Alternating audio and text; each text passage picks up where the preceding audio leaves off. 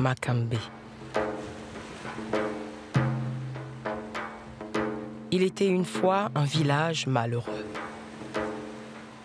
Malgré les invocations des saints, aucune femme ne tombait enceinte depuis 10 ans.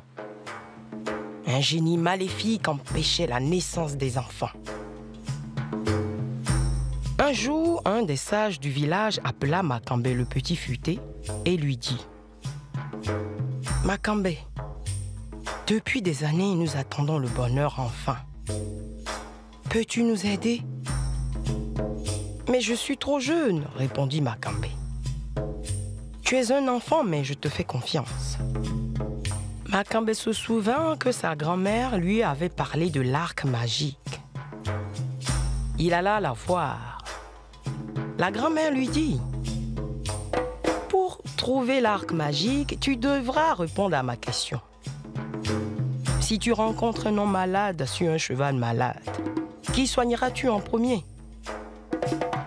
Makambé répondit: « D'abord le cheval, grand-mère. Parce que si je le soigne, il pourra transporter l'homme et l'amener chez lui, et il sera soigné à son tour. » La grand-mère était contente de sa réponse et Makambé partit chercher l'arc magique. Il fut attaqué par des fourmis géantes. Il grimpa sur une montagne et échappa à ses ennemis. Il y trouva une tortue aveugle. Elle lui demanda de rester avec lui pour la nuit. Mais au milieu de la nuit, la tortue fut attaquée par des singes avec des têtes de poisson. Makambé se cacha et imita le rugissement du lion. Son cri fut si effrayant que les assaillants se sauvèrent. La tortue demanda à son hôte le but de son voyage. Makambé dit qu'il cherchait l'arc sacré.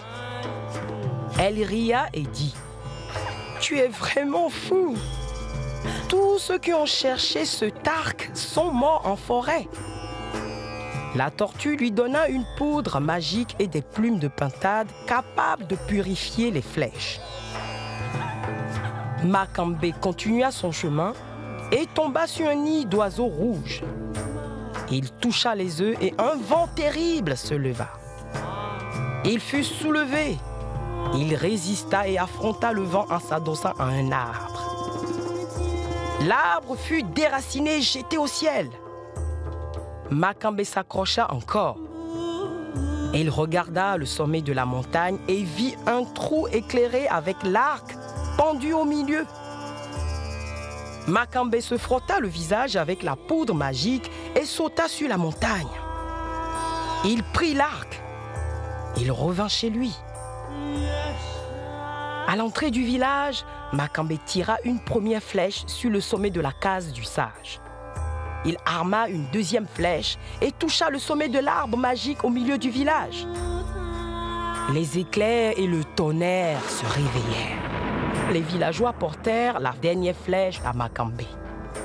Il y attacha les plumes de pintade et arma et visa le sommet de l'arbre magique. On entendit un bruit sourd. Du haut de l'arbre tomba un génie noir et barbu. Et c'est ainsi que les femmes furent libérées de ce génie qui empêchait les grossesses dans le village. Heureux, Makambé voulut présenter l'arc aux sages. Mais l'arc avait disparu. Le vieux sage posa alors le doigt sur sa bouche. Ce serait leur secret. Et depuis ce jour, les enfants sont respectés au bord du fleuve Congo.